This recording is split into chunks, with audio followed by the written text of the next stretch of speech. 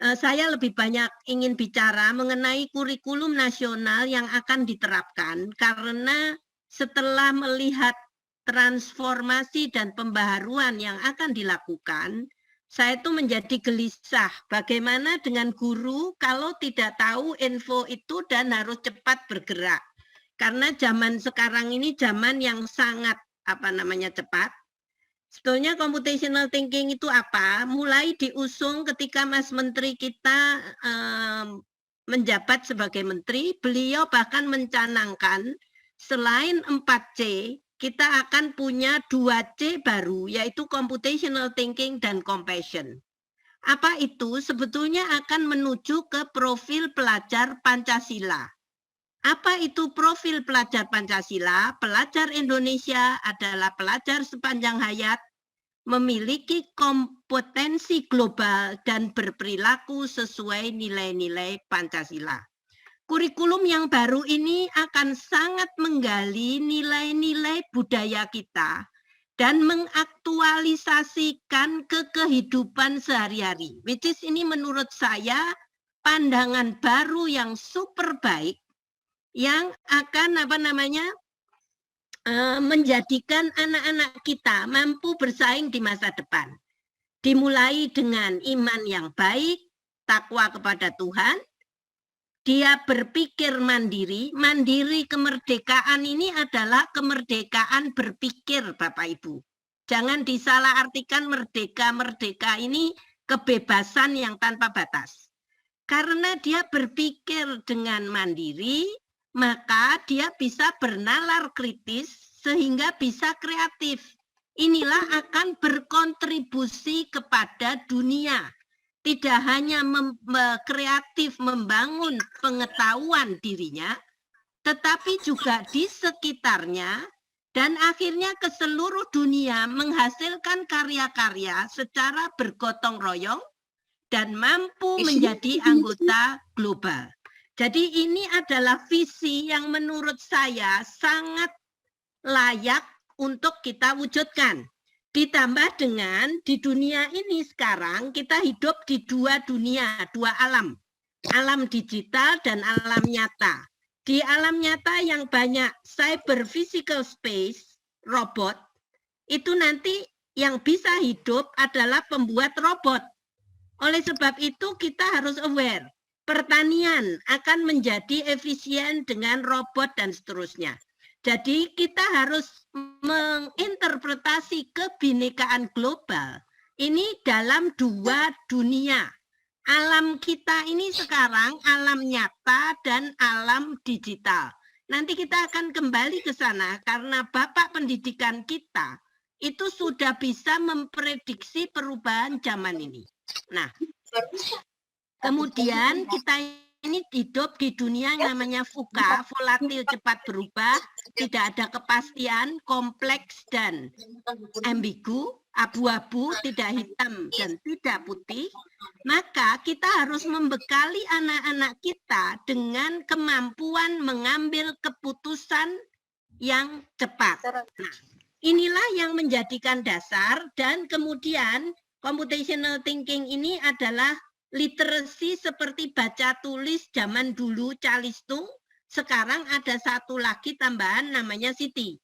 Karena itu semua harus kenal Siti, dan Siti ini harus nanti istilahnya diinfus ke SD. Nanti saya akan jelaskan guru-guru SD, sehingga kami itu merasa perlu sharing bagaimana cara menginfus. Nah, Siti ini termasuk ya, nanti karena banyak guru tanya, critical thinking, termasuk creative thinking, termasuk complex thinking. Jadi Siti ini gabungan berbagai thinking, high order thinking, plus komputer, plus digital. Nah, inilah yang menjadikan Siti ini menjadi unik. Kalau di kurikulum 2013, Bapak Ibu tahu hanya high order thinking, Siti ini high order thinking, percayalah saya, dengan keunikannya yang ke dunia digital. Jadi kalau dulu tidak dikenal dunia digital, sekarang dikenal, Saya ingin membawa Bapak Ibu ke gambar ini karena nanti di kurikulum yang akan kita jalani bersama, mungkin mulai semester depan untuk sekolah penggerak, kalau yang di sini ada sekolah penggerak, itu lihat kita itu akan seperti saya katakan, akan memunculkan kembali filosofi dari Ki Hajar Dewantoro. Anak itu hidup dan tumbuh sesuai kodratnya sendiri. Pendidik hanya dapat merawat dan menuntun tumbuhnya kodrat. Intinya apa? Ini sejalan sekali dengan Katolik, kita itu membiarkan anak itu tumbuh, bukan jejelin. Setiap anak itu akan punya kodratnya sendiri dan kita sebagai guru wajib untuk mengikuti. Itulah nanti student-centered learning, differentiated learning, segala teori-teori baru. Nah, antara kemerdekaan dengan disiplin, perhatikan di mana ada kemerdekaan, disitulah ada disiplin yang kuat. Sungguh pun disiplin itu bersifat self-disiplin, yaitu kita sendiri harus mewajibkan dengan sekeras-kerasnya. Nanti guru itu juga harus disiplin belajar, karena kita harus menjadi pelajar sepanjang hayat. Kemudian peraturan yang sedemikian harus dalam suasana yang merdeka. Lihat, anak-anak itu harus tumbuh seperti di Taman Firdaus. Apapun kamu boleh, kecuali satu perintah Allah. Ini sangat menyentuh saya. Dan ini lihat, anak-anak itu nanti apapun pelajarannya akan mengikuti inquiry based learning. Semua pelajaran akan dimulai dengan, kalau ini kecil ya, anak kecil ini agak lain dengan yang besar, selalu mempertanyakan, menginvestigasi, mencatat, menemukan, berpikir, mencoba. Tidak hanya berpikir ya. Anda tidak perlu ikut saya webinar ini kalau tidak mau mencoba. Kemudian setelah mencoba apapun harus refleksi. Kemarin itu di pelatihan bagus banget, pengetahuan itu tidak ada gunanya kalau tidak dipraktekkan. Punya resep rawon, kalau tidak pernah masak rawon, tidak ada orang menikmati rasa rawon. Setelah Anda itu masak rawon, Anda harus berpikir, rawonku ini enak enggak? Enak mana sama rawon rawonnya jadi soto ya Bu Inge ya? Apa? Rawonnya jadi soto. Nah, itu cerita lain. Kalau rawon jadi soto, kita juga harus sadar. Nanti Bapak Ibu, kurikulum kita itu menuntut semua mata pelajaran kayak gini. Nah, ini sejalan bahwa ilmunya harus mumpuni, prakteknya harus cukup, harus ada namanya cross-cutting. Cross-cut ini saya tidak bisa hidup cuma matematik, cuma bahasa, cuma olahraga, itu sudah habis. Orang itu harus encer istilahnya, kemana-mana tapi punya jati diri. Computational thinking dan matematik ini ada di semua pelajaran. Membaca, matematik, computational thinking. Kalau nggak bisa matematik, orang itu celaka, ke pasar aja ditipu orang. Kalau nggak bisa membaca, lebih parah lagi. Tapi membaca itu harus berpikir. Jadi Bapak Ibu, banyak guru itu setelah pelatihan nanya, gimana saya praktek computational thinking? Mencoba. Kita tidak mendidik mereka sekolah pastor yang filosof berapa tahun mendalami teori berpikir. Computational thinking ini kayak naik sepeda, kayak berenang. Kemampuan kalau sepeda berenang itu kelihatan fisik, kalau ini kelihatan dari pikirannya. Nah, bagaimana saya ngukur pikiran anak di dalam mengerjakan matematik, mengerjakan bahasa, lagi matematika, itulah nanti yang akan ditularkan oleh para mentor. Nah, ini sharing mengenai kurikulum, Bapak Ibu, bukan untuk bikin kaget. Mungkin ini sudah jadi rumor, tapi sudah hampir menjadi kepastian. Kurikulum itu secara substansi tetap, tetapi menjadi pembelajaran lebih bermakna, tidak jejelin anak dengan hanya materi. Differentiated learning tadi, setiap anak itu punya blueprint. Anak itu tidak lahir hitam putih, tetapi ada blueprint samar-samar. Teaching at the right level. Anak ini harus diajar sesuai, kalau umur 4 dan dia bukan anak luar biasa, harus seperti ini, dan semua pelajaran harus urunan kepada profil pelajar Pancasila. Ini ya. Nah, informatika wajib, tadi itu sudah diterangkan oleh Pak Bobi. SD itu IPA dan IPS digabung, tematik tidak lagi harus. Perhatikan, ini nanti akan menimbulkan masalah baru, karena dengan tematik itu orang bikin gado-gado yang enak, tapi nanti lihat bahwa tidak hanya bikin gado-gado, karena pemerintah menyediakan jus dengan gado-gado itu beda Bapak Ibu. Kalau gado-gado itu Bapak nggak suka seladanya masih bisa dibuang. Nggak suka togenya Anda sisihin. Jus yang udah di blender, Anda itu udah tidak bisa memisahkan lagi. Nanti akan ada pelajaran yang more than tematik. Terus SD itu mau tematik, mau tidak lagi diatur. Itulah kemerdekaan. SMA menjadi SMP dan kelas 10 menjadi wajib informatika, tetapi kelas 10 belum penjurusan. Kenapa? Anak itu tidak ingin dijuruskan terlalu dini. Anak itu harus merasakan dulu indahnya IPA dan IPS, supaya dia bisa menentukan hidupnya. Oleh sebab itu nanti di pelajaran-pelajaran itu memberikan arahan, ini informatika, ini masa depanmu apa? Contohnya kami menulis buku tentang itu. Yang berikutnya, pemerintah hanya merilis prinsip, tidak lagi mendikte KIKD yang membuat guru itu sesek. Nanti prinsip-prinsip aja. Kurikulum itu tidak KIKD les ratusan, tetapi hanya capaian. Pokoknya capaiannya kalau kamu kelas 6, di per fase, tidak per kelas. Kalau kamu itu kelas 2, itu harusnya bisa gini. Kalau lulus SMP begini. Gunanya apa? Supaya kalau ada sekolah yang agak ketinggalan, contohnya informatika, sekolah di desa harus menambal dulu dengan ICT. Maka boleh itu dulu, nanti SMP selesainya sama. Jadi nanti capaian pembelajaran ini kayak mau pergi dari Bandung ke Jakarta. Mau naik apa terserah kamu. Mau lewat mana jalan tol, mau pakai kereta api, pokoknya nyampe dengan kompetensi ini. Nah, inilah nanti yang akan mewarnai guru itu tidak hanya membaca KIKD, tidak hanya memakai buku, tapi guru itu harus berpikir bagaimana kita ngajari anaknya mikir. Kalau gurunya aja cuma baca textbook, dibacain habis itu sudah. Dia tidak berusaha menggali, ini cocok atau enggak, ini harus aku sesuaikan apa. Nah inilah nanti yang harus mengubah mindset Anda dari robot yang hanya ngikuti buku menjadi pemikir. Anakku ini sebaiknya di matematik belajar apa? Kalau di bahasa, cara apa yang untuk populasiku ini di pinggir Danau Toba? Yang seperti ini apa? Seperti Bunda Teresa yang ngajari anak berhitung dengan nulis di tanah. Karena ngirit buku. Itulah computational thinking. Nanti ngirit, efisien, optimal, itu computational thinking.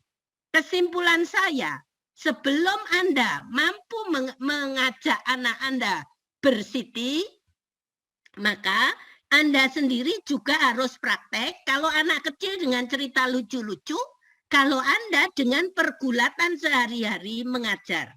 Struktur kurikulum ini nanti akan ada proyek yang sangat memakan waktu dan sangat menarik, karena contohnya ada proyek bernegara gitu ya.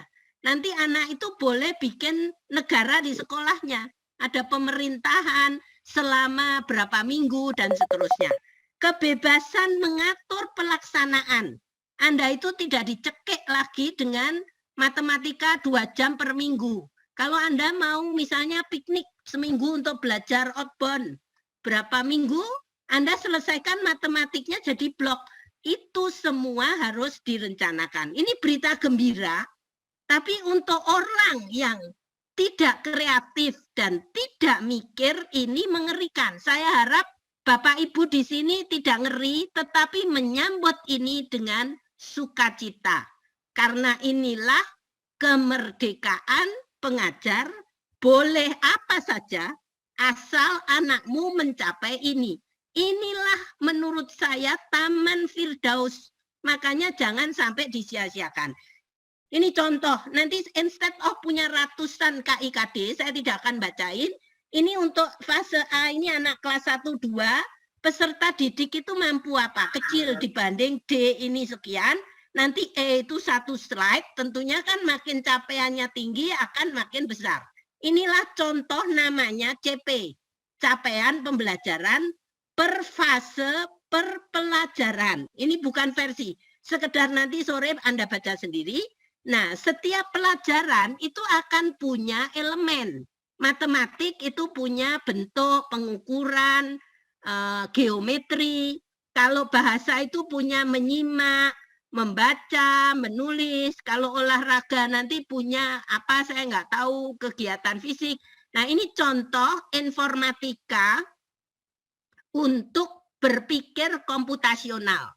Ini kurikulum yang hampir tidak akan banyak perubahannya, sudah mulai dari 2000, sudah setahun lebih digodok, untuk mengkristal contohnya, untuk berpikir computational, fase A ini anak kelas 1-2 Bapak Ibu, B ini 2-3-4, C ini 5-6, D ini SMP, E ini kelas 10, F ini kelas 11-12, perhatikan, inilah ada kontinum progression dan trajektori.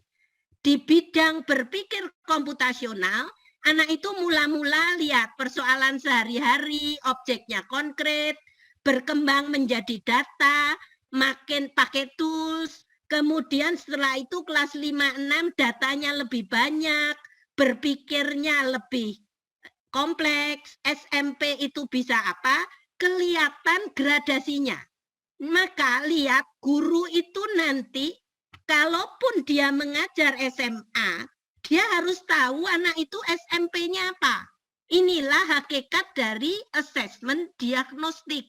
Jadi lihat ini contoh, berpikir computational, ini computational thinking, yang SD ini tidak dirilis karena harus diinfus. Yang D dan E ini ikut informatika. F ini informatika pilihan, karena tidak semua anak akan ikut informatika. Lah nanti dari modal cuma kayak gini nih, CP tentunya ada sebuah dokumen tujuan rasional dan cerita capaian, sekolah harus membuat kurikulum operasional. Kurikulum pemerintah itu hanya kerangka, maka yang ngisi dagingnya siapa? Sekolah. Dengan membuat alur, tadi aku mau lewat, kalau Malang ke Surabaya, aku milih lewat Songgoriti, bukan lewat contohnya mana Pandaan. Itu terserah. Membuat alur, buat modulnya sendiri, mendiagnostik, asesmen diagnostik, kalau mau maju, anak ini sebaiknya kurem atau kucepetin. Dan beberapa assessment, ya. Jadi inilah kata-kata yang nanti akan Anda temui dengan kurikulum yang akan kita jalankan. Community practice ini adalah, ini satu belum saya jelaskan, sekolah harus punya komunitas yang praktek belajar.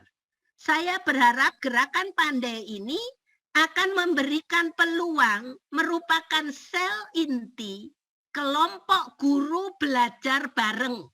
Belajar bareng computational thinking, karena mau diterapkan di matematik, di kimia, di fisika, di IPA, di agama, di bahasa. Ini community practice inilah nanti yang akan menentukan warna dari sekolah. Ini ya, jadi kemudian harus memenuhi social dan emotional needs. Salah ketik ya. Nah, dengan itu apa itu computational thinking? Kenapa perlu? Karena hakikatnya problem solving. Tidak sembarang problem solving, harus efektif, efisien, optimal. Computational thinking ini dalam arti singkat ilmu kepepet. Apapun bisa. Tiada rotan, akar pun berguna. Jadi anak itu harus dicemplungkan ke problem yang permainan sebelum dia menghadapi problem nyata. Ini menjadi sangat penting karena tidak hanya efektif, tetapi harus efisien, itu resources-nya minimal, tidak hambur-hambur. Which is itu nanti akan ada, kita harus ngirit tapi tidak pelit, dan optimal itu dengan modal sedikit menggandakan. Seperti Yesus ngasih modal, ada yang 1 dinar ditaruh di tanah nggak jadi apa-apa, ada yang 1 dikembangkan. Ini computational thinking. Dan untuk semua bidang, dasarnya adalah fondasinya, ini bukan tahapan, ini arahan, fondasi dan arahannya. Mungkin arah dasar ini adalah kata yang paling tepat, aku nemu hari ini, yaitu kalau melihat benda, Anda itu ngajari anak motret struktur. Dekomposisi ini bukan mecah berantakan, tapi merotoli sesuai struktur. Yaitu kalau sepeda ada setang, ada rem, ada ini. Kalau dia mobil nanti ada bodi, ada ini. Orang ada badan, tangan, kaki, selanjutnya fungsi, itu dekomposisi lain. Ini sudah 2 level. Tangan untuk ngapain, mata untuk melihat, lidah untuk mencecap. Habis itu berpikir sistemik. Peredaran darah, peredaran imun, sistem imun, sistem peredaran darah, sistem pernafasan, karena tubuh itu boleh punya kaki tangan ini kalau nggak berfungsi percuma. Kalau di sistemnya tidak jalan, dia mati.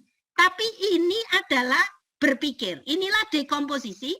Abstraksi itu membedakan yang penting dan tidak penting supaya bisa fokus, menyarikan, menulis abstrak dari teks 100 halaman menjadi 1 halaman, membaca abstrak 200 kata dari paper 20 lembar, saya mengerti. Itulah abstraksi. Semua profesi perlu abstraksi. Arsitek itu punya gambar sebelum bangunan itu ada. Gitu kan? Desainer itu punya sketsa. Pelukis sebelum dia peritilan mewarna yang ini, dia membuat sketsa. Jadi anak harus bisa membuat sketsa, mengenali pola supaya tidak terjerumus ke problem yang sama. Keledai terbodoh pun tidak mengalami lubang yang sama, maka itu dia kena pattern. Kenapa? Karena keledai aja bisa mengenali itu namanya lubang. Atau makin cepat, kalau itu tadi negatif, maka kita bisa mengerjakan sesuatu makin cepat. Menulis langkah secara runtut, suatu hari menjadi program komputer, alhamdulillah. Kalaupun tidak, anak kelas 1 bicaranya harus diajari runtut, tidak ngaco. Dari rumah ke sekolah kamu ngapain? Bikin sandwich itu apa saja langkah kamu lakukan. Mulai dari situlah lahir programmer handal. Jadi lihat ini dasarnya, dan pakai alat atau tidak itu tergantung nanti. Kayak bikin jus, ini jus terong Belanda, mungkin di Jawa susah. Kalau cuma 1 bisa aku pakai sendok sedikit disaring. Ini pakai blender. Kalau mau bikin perusahaan atau pabrik itu bikin mesin. Inilah nanti informatika. Anak itu untuk belajar analisis data sampai ke big data harus kreatif, menyenangkan. Inilah aspek Bapak Ibu yang harus dimunculkan. Anak itu harus belajar dengan gembira, penuh warna-warni, idenya timbul. Baru dia pakai Excel. Ini nanti menjadi spirit bebras. Ini definisi formal, semua yang ikut sudah tahu, proses berpikir, menghasilkan solusi. Nanti perkara mau manusia atau mesin itu cerita lain. Tapi yang penting solusinya dulu tadi tuh. Ini ceritanya. Nah, untuk itu saking pentingnya computational thinking, kami ini dapat grant dari Google untuk ngajari 22.000 guru. Nanti karena ini banyak, kami harus punya organisasi dan mengatur karena nggak bisa Bu Inge, Pak Irya aja ngajar 22.000 guru yang mentarget 2 juta siswa. Jadi kami akan punya metode, nanti akan diterangkan. Tahapan pertama seneng-senengnya, seperti murid sebelum belajar statistik ruwet gambar-gambar, kami punya tools yang bisa online, bisa offline ya. Jadi ini belajar dengan cara menyenangkan. Saya berharap Bapak Ibu akan komit dan benar-benar nanti kalau ada 500 guru hari ini, maka 5.000 anak akan terdampak computational thinking. Ini harapan kami. Nah, di kurikulum itu menekankan 4 hal ini. Orang itu harus mikir, punya pengetahuan, berkarya, tapi zaman sekarang ada cerita berteknologi. Ini kami ya, nanti pendidikan kita itu akan kembali ke nilai-nilai dari Ki Hajar Dewantara.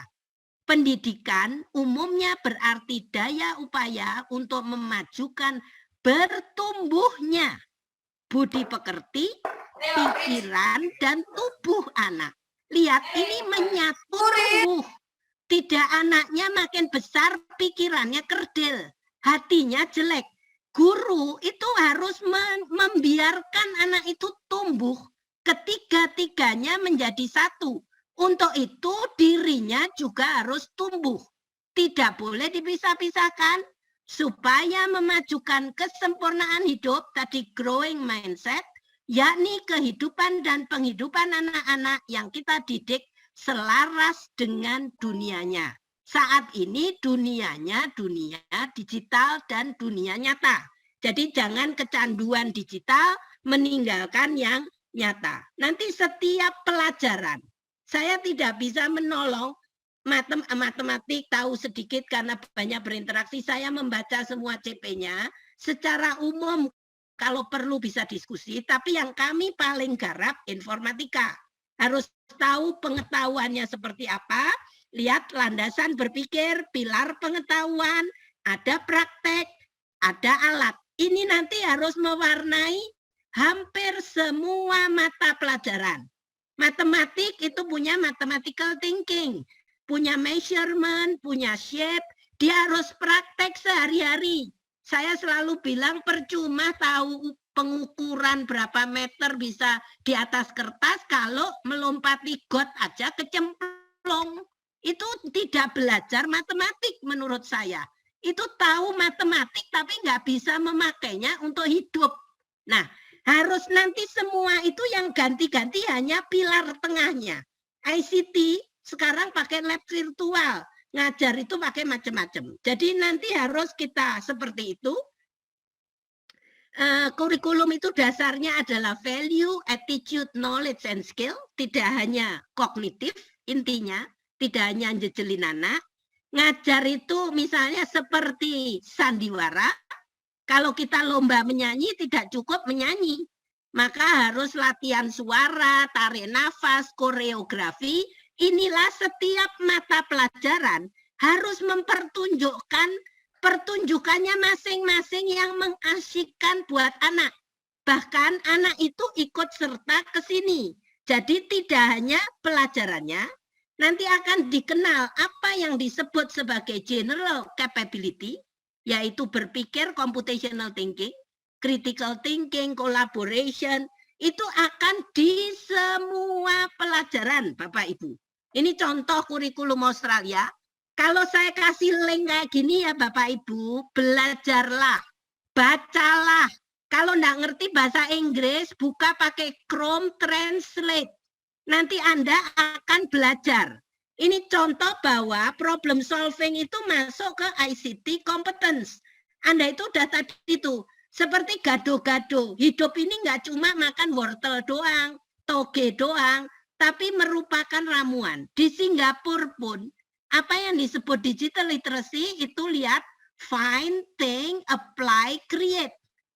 Belum level 1-2 sudah habis. Kita harus mengajak anak kita create walaupun tidak menyaingi Tuhan, tapi create hal kecil-kecil dan ada cross kurikular ya. Ini contoh progression tadi itu Kalau kelas 1 bisa apa, kelas 2 ini dengan selembar ini, para kepala sekolah sudah bisa merancang ICT-nya. Tidak tergantung kepada perusahaan IT mau ngapain. Ditawari alat terus beli, terus kebuang. Semua bahan seperti ini ada. Lihat yang namanya ICT itu bisa menentukan kebutuhan, mengeksplorasi, mengekspresi, exchange, evaluate, exhibit. Ini adalah inquiry saya tadi. Whatever pelajarannya. Terus ini kalau ilmu meramu kemarin karena Pak Bobi ya mancing-mancing, apa bedanya komputer dengan mat dengan science, dengan computational thinking, dengan ini silakan dibaca sendiri. Masing-masing itu punya sudut pandang. Kita hidup di dunia yang sama, tapi melihat benda sebagai struktur, bedain yang penting atau tidak penting, menulis runtut, ngomong runtut, dan mengenali pola. Ini kalau saya nggak mengenali pola, saya nggak kenal Pak Bobi setelah ketemu 1 kali loh. Karena ngenalin orang, ngenalin masalah, itu dari pengenalan pola. Kenapa kok Pak Bobi itu aku kenal? Karena pattern dia. Ini tadi menjadi kemampuan yang generik.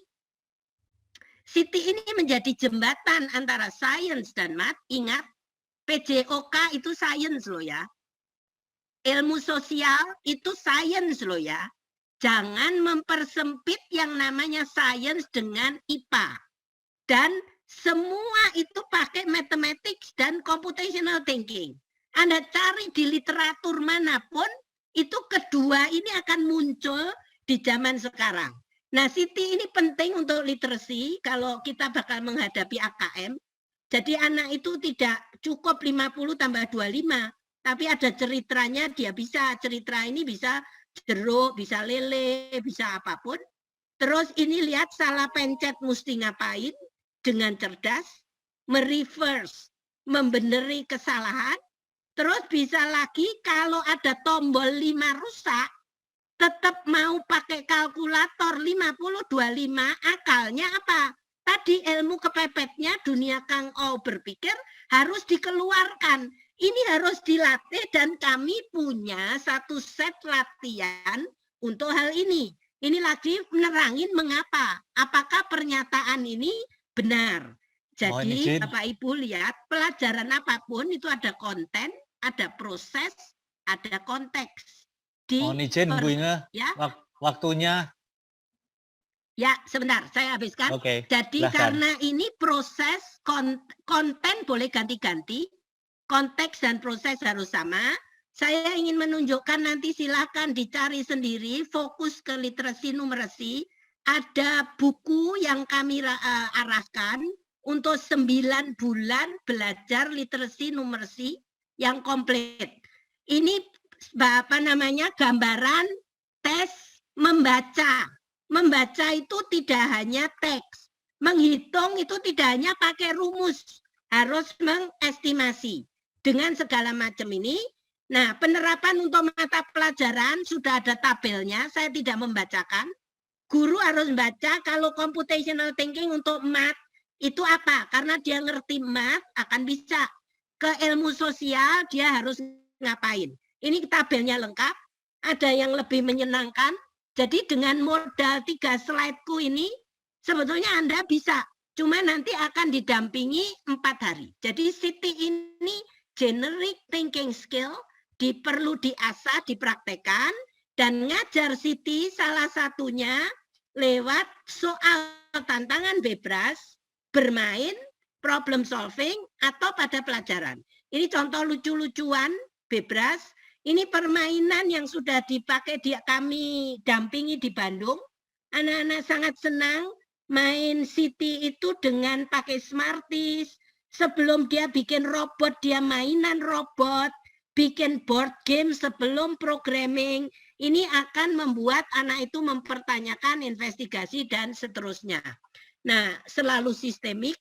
Lihat, bahkan ini pun Siti, Bapak Ibu, abstraksi, deretan rumah adat ini pola, kenapa kok begini, ada algoritmanya, dan sisa dari slide saya, contoh soal bebas.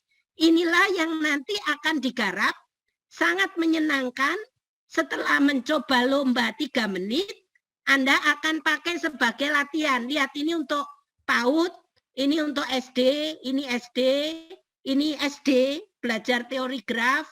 Siapa yang sudah pernah ikut, ini SMA, mulai ruwet, ini mulai optimasi, 2 kali angkut harus bawa barang paling banyak, algoritma bikin mie, bikin ngapain, dan seterusnya. Udah Pak, gratis. Ada bukunya. Dengan ini nanti dibagi, Anda bisa download. Sebelum trainingnya Pak Irya, Anda bisa latihan sendiri online maupun dari buku. Dan pesan terakhir, let's have a growth mindset. Terima kasih Pak. Terima kasih Pak Bobi. Romo dan Bude dan Suster dan Bapak Ibu sekalian, selamat sore. Perkenalkan saya Pak Irya dari dosen Atmajaya Jogja, Bapak Ibu. Saya mewakili teman-teman dari Aptik ya, ini ceritanya. Ya kan Pak Bobi, dari Aptik, ya. Asosiasi Perguruan Tinggi Katolik. Ada Universitas Sanata Dharma, ada Unika Sugio Pranoto, ada Universitas Parahyangan. Ya. Nah, izinkan saya untuk sharing sedikit materi tentang project manajemen Pak. Pak. Ya. Oke, apakah sudah tampil Bapak Ibu? Sudah. Sudah ya. Oke. Nah, terima kasih atas waktunya. Nah, kami dari Bebras Indonesia, Bapak Ibu kalau belum tahu Bebras ini adalah organisasi atau komunitas ya dari kampus-kampus di seluruh Indonesia yang mencoba memperkenalkan computational thinking sejak tahun 2016. Dari mulai usia dini, kami sering terjun ke sekolah-sekolah di lingkungan kita masing-masing. Saat ini kita punya sekitar 86 biru Bebras, 86 kampus di seluruh Indonesia yang sering datang ke sekolah sekitar kita untuk memperkenalkan computational thinking ini, yang kemudian diakhiri oleh dengan sebuah challenge begitu, semacam lomba challenge di setiap bulan November untuk memperkenalkan computational thinking ini. Nah, kita di tahun 2020 sampai 2021 mendapatkan hibah dari google.org ini. Karena kita volunteering, kita dapatnya dari hibah-hibah seperti ini, Pak Bobi dan Bapak Ibu sekalian. Beberapa tahun lalu dari BNI, dari Bukalapak, seperti itu. Dan gerakan kita dinamai Gerakan Pandai, itu pengajar era digital Indonesia. Jadi Gerakan Pandai tujuannya sebenarnya adalah memperkenalkan computational thinking, dan kami saat ini bekerja sama biru-biru Aptik untuk mencoba mendukung kegiatan ini dan berbagi ke sekolah-sekolah di lingkungan KAJ dan sekitarnya jauh sampai Malang Pak Bobi ya. Saya Malang. Saya juga dari Malang, tapi dulu SMA 3. Kalau Bu Inge dari Amaria. Tapi saya muridnya Bu Inge di ITB dulu, jadi ikut terus sama Bu Inge. Sekarang sedang menyelesaikan disertasi, belum selesai Pak. Mantap. Nah, tujuan Gerakan Pandai Bapak Ibu sebenarnya adalah mengenalkan computational thinking atau CT biasa disingkat, dan kemudian tantangan Bebras. Kita setiap tahun punya lomba ini, tantangan Bebras yang ada rewardnya dan gratis, free, sebagai salah satu wahana berlatih computational thinking dengan cara menyenangkan dan membebaskan siswa dari sekat-sekat berpikir sebuah mata pelajaran saja. Yang kemudian, yang kedua adalah memberikan ide bagaimana menginfus computational thinking ke dalam mata pelajaran, baik dimulai dari sekolah dasar, SMP sampai SMA ya. Dalam cerita ini, dalam konteks ini bisa jadi masuk ke dalam lesson plan atau RPP yang mengintegrasikan CT ke mata pelajaran seperti matematik, sains, dan bahasa, seperti itu. Nah, kita bekerja di latar belakangi bahwa kita mungkin paham bahwa nilai PISA kita masih kurang baik begitu dibandingkan negara-negara lain, anak yang umur 15 yang dites 3 tahunan itu. Jadi membantu siswa untuk berpikir kritis dan kreatif serta belajar secara menyenangkan. ada filosofi fun-nya di sini, menyenangkan. Kemudian setelah itu membantu menciptakan guru-guru yang bisa jadi guru penggerak, guru yang leader gitu dalam suasana merdeka belajar yang saat ini sedang dicanangkan oleh pemerintah. Nah, sasaran kegiatan tadi sudah disampaikan Bu Yuni sebenarnya bahwa target kita itu adalah 22.000 guru dari SD, SMP, dan SMA yang sederajat. Dan harapannya nanti menginduksikannya atau mengimbaskannya ke siswa-siswa. Jadi 2 juta siswa target kami. Saat ini sudah sekitar ada 16.000 seperti itu guru-guru yang sudah bersedia, dan kita banyak sekali dari madrasah di bawah Kementerian Agama atau sekolah-sekolah negeri juga. Dan waktu pelaksanaan, karena ini baru, sebenarnya tahun 2020, Bapak Ibu sekalian, ini di pelaksanaannya sampai 2021, dan kita akan dimulai dari April 2021 ini sampai Desember, harapannya seperti itu. Nah, implementasi Gerakan Pandai itu punya struktur seperti ini ya Bapak Ibu. Jadi kita dari Bebras NPO ketuanya Bu Ingen tadi, Bu Inggriani Lim, dapat support dari google.org, kemudian mempunyai banyak biro yang 86 tadi yang saya sampaikan. Nah, di dalam konteks ini, dalam pertemuan ini, kita berempat dari kampus-kampus Katolik sebagai Bebras Biro Aptik. Kita punya a pool of dosen pembina seperti itu ya, dosen-dosen yang siap untuk berbagi ke sekolah-sekolah. Kita dari 4 kampus yang masing-masing punya sekitar 10 sampai 20 dosen yang nanti bisa ikut berpartisipasi dalam kegiatan ini. Harapannya nanti bisa membina Bapak Ibu guru dari sekolah-sekolah di bawah koordinasi KAC, guru inti Bapak Ibu ya. Ketua dan wakil ketua tadi akan mendapatkan pelatihan tentang CT dari dosen pembina Bebras Biro Aptik, dan kemudian ketua regu akan melatih guru peserta dan siswa tentang CT. Jadi ketua regu ini nanti akan melatih guru peserta. Ketua regu kemudian menandatangani perjanjian kerjasama dan komitmennya dengan Biro Bebras yang kemudian harus diketahui kepala sekolah. Ini untuk komitmen aja. Dan sebagai pertanggungjawaban, Bapak Ibu guru inti atau ketua dan wakil tadi diharapkan nanti menyerahkan portofolio yang berisi log activity bersama dosen pembina dan guru sasaran ketika mengadakan pelatihan ke guru sasaran, terus materi pelatihan yang disampaikan ke guru sasaran, dokumentasi, nanti sedikit dokumentasi dari foto atau capture, karena ini online mungkin di capture di Zoom-nya atau Google Meet-nya, kemudian presensi kehadiran.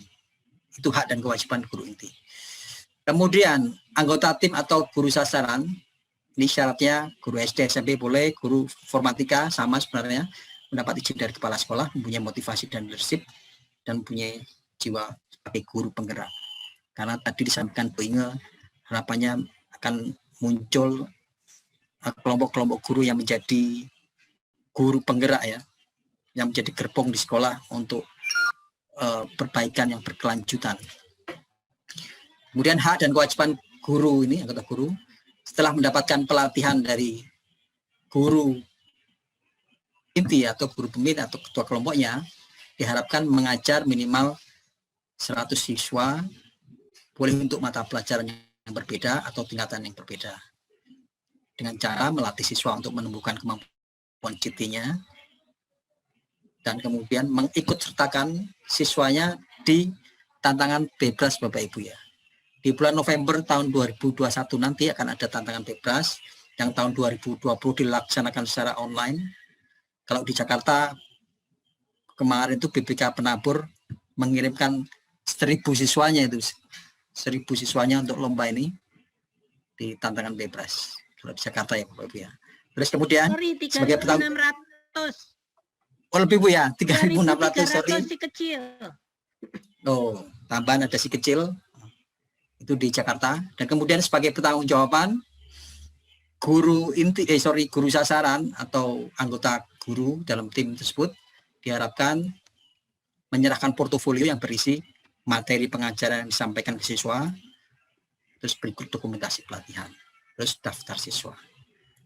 Nanti akan ada tim manajemen dari Aptik, dari kita yang akan mendampingi Bapak Ibu termasuk di administrasi seperti ini. Tidak terlalu kompleks. Foto pakai handphone kemudian dikirimkan, selesai Bapak Ibu. Nah, apa manfaat bagi guru? Tadi sampaikan banyak di Bu Inge, tapi secara intinya adalah Bapak Ibu akan mendapatkan ilmu tentang CT yang sangat penting sebagai skill di abad 21. Komputer kita saat ini, prediksi tahun 2050 dari ISTE itu kan, komputer seharga 1000 USD itu punya kekuatan processing power seluruh otak manusia di muka bumi ini. Itu dari ISTE ya, yang memprediksi seperti itu. Dan computational thinking menjadi sangat penting karena kita punya komputer yang mampu mengerjakan apa aja dengan cepat, efektif, efisien, konsisten, dan lain-lain. Setelah itu ilmu untuk diajarkan ke siswa dan cara-cara mengajar yang menyenangkan.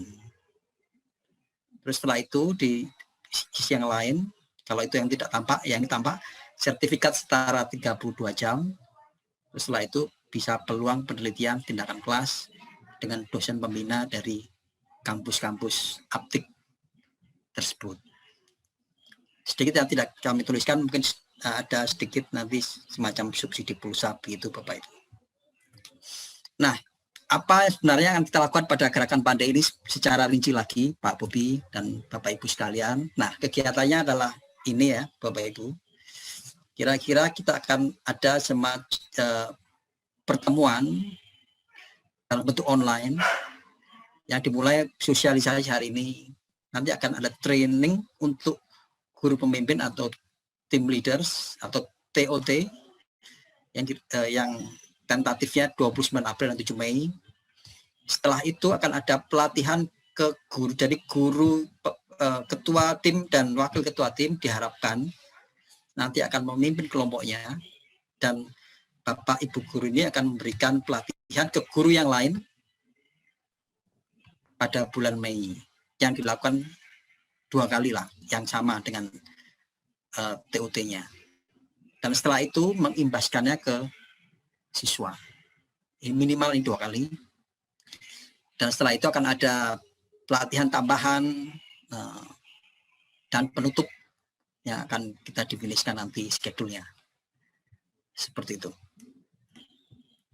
Dan apa materinya Bapak Ibu? Materi pelatihan TOT nanti akan berisi sebagai berikut. Pertama tentang computational thinking dan Bebrastas.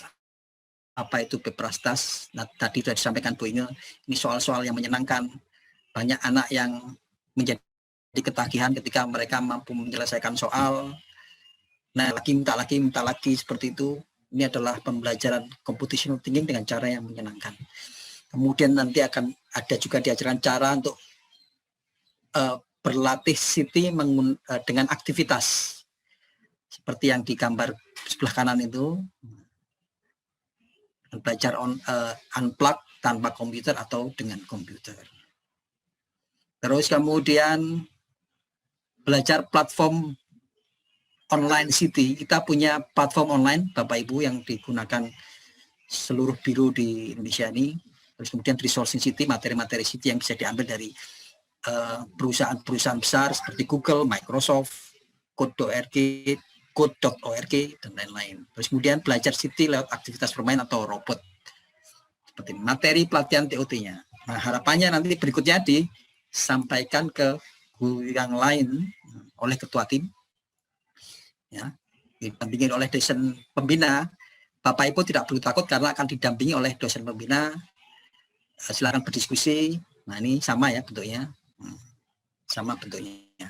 Jadi yang ditularkan ke ketua tim dan wakil ketua, harapannya nanti ditularkan juga, diinduksikan ke guru yang lain. Setelah itu ini tambahan materi Bapak Ibu ya. Terus menginfus CT pada mata pelajaran dengan implementasi Bebras-like metode dalam mata pelajaran. Terus kemudian nanti ini tambahannya adalah pembuatan soal HOTS bernuansa City untuk mapel tertentu, mapel Bapak Ibu. Nah, sama kemudian untuk materi siswa, jadi diharapkan siswa nanti bisa belajar City lewat platform belajar online kita, dan ketika pengimbasan itu dapat dilaksanakan dalam bentuk pemanasan mata pelajaran. Kalau pelajarannya banyak misalnya berbeda-beda di matematik, di sejarah, IPS atau IPA, dapat dilaksanakan dalam bentuk pemanasan mata pelajaran sebelum masuk ke mata pelajaran intinya. Terus lewat soal-soal mapel yang bernuansa City dan belajar City lewat bermain. Yang nanti akan dirancang secara detail dengan dosen pembina ya, cerita ini. Nah, berikut adalah referensi utama. Nah, kita punya buku yang bisa di-download dan gratis, tinggal dipakai di Bebras.ID. Kita punya platform di latihan Bebras